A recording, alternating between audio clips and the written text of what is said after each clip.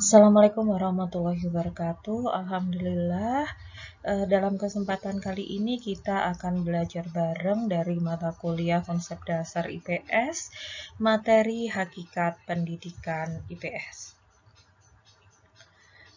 Oke, baik, yang pertama tentang pengertian pendidikan IPS. Nah, di sini istilah lazim yang sering kita dengar adalah IPS dan pendidikan IPS itu seperti tumpang tindih.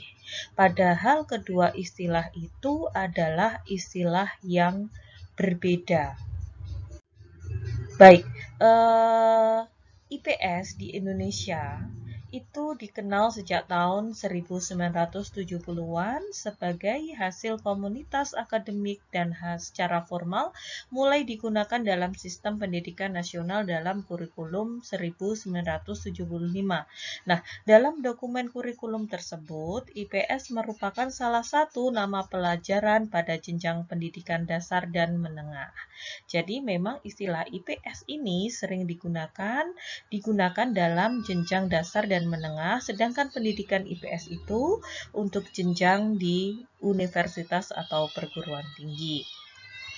Di dalam dokumen kurikulum itu sendiri, untuk rumpun IPS terdiri dari beberapa subdisiplin ilmu, diantaranya adalah geografi, ekonomi, sejarah, antropologi, sosiologi, dan keilmuan yang lainnya.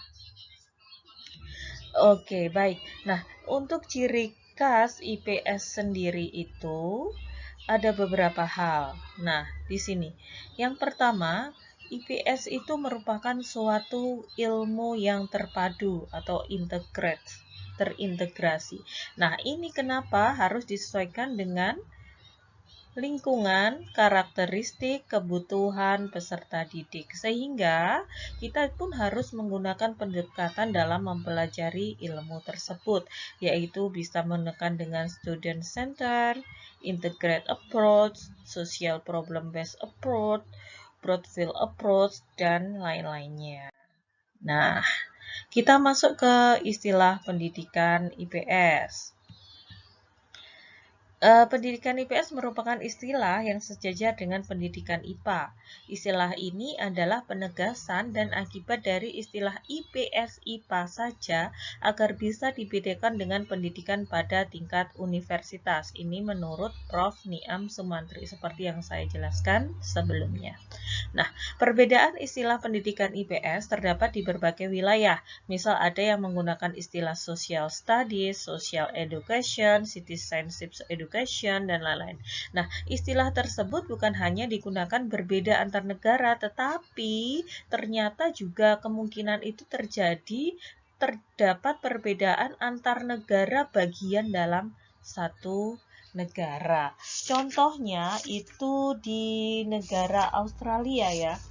Kalau saya temukan, saya baca yang ada itu berbeda dengan istilah yang ada di Inggris, Amerika Serikat, itu berbeda. Kalau di Australia, terutama di negara bagian Victoria, dia menggunakan istilah social studies. Sedangkan di Inggris, Amerika Serikat, dia menggunakan istilah environment. Nah, atau lebih menunjukkan ke dalam lingkungannya, sosial yang lebih ke lingkungan.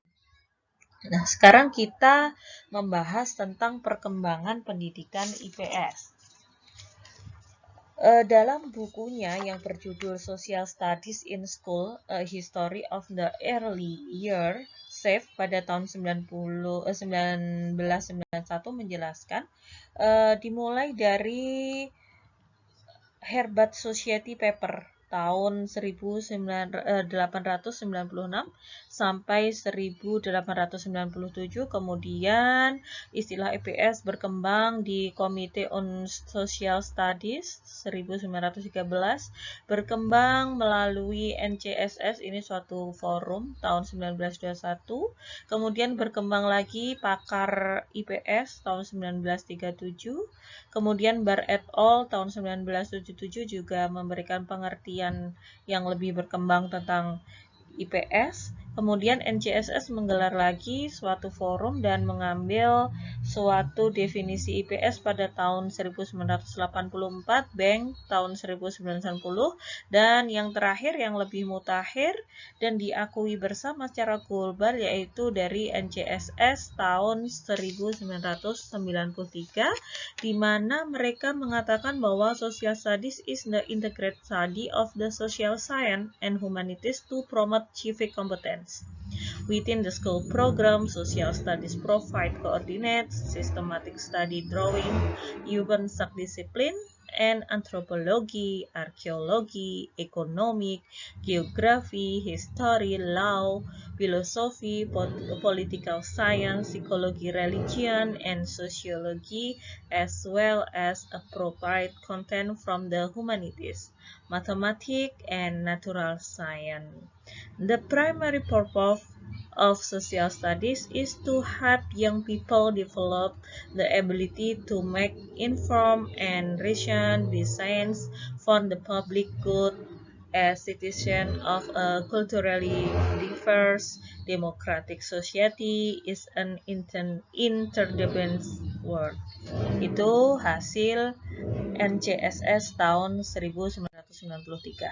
Nah, sekarang kita bergeser ke pengertian pendidikan IPS dalam konteks di Indonesia. Kalau tadi kita sudah ngobrol yang global, sekarang yang Indonesia. Nah, pendidikan IPS adalah seleksi dari disiplin ilmu-ilmu sosial dan humaniora serta kegiatan dasar manusia yang diorganisasikan dan disajikan secara ilmiah dan psikologis untuk tujuan pendidikan. Nah, ini menurut Sumantri tahun 2001 di bukunya halaman 92. Nah, jadi jika kita bertolak kepada tujuan pendidikan, nah kita adalah calon guru IPS, terutama mahasiswa adalah calon guru IPS, hendaknya itu punya pemahaman yang baik tentang disiplin ilmu sosial yang meliputi struktur, ide fundamental, mode of inquiry, metode yang digunakan, dan konsep-konsep setiap disiplin ilmu, di samping pemahaman tentang prinsip-prinsip kependidikan dan psikologis serta karakter peserta didik. Oke, ini yang terakhir yaitu tentang landasan pendidikan IPS. Itu ada banyak. Yang pertama ada landasan filosofis, ada landasan ideologis, ada landasan sosiologis, landasan antropologis, landasan kemanusiaan, landasan politis, landasan psikologis, dan landasan religius. Nah, ini untuk tugas kalian dalam sesi perkuliahan kali ini. Kalian mencari landasan pendidikan IPS, jabarkan pengertian apa yang dimaksud dari landasan-landasan tersebut. Untuk tugasnya dikumpulkan di Google Classroom. Nah, sekian dulu materi hari ini dari bab 1 tentang hakikat pendidikan IPS. Ada kurang lebihnya, saya mohon maaf. Wabillahi taufik wal hidayah dan wassalamualaikum warahmatullahi wabarakatuh.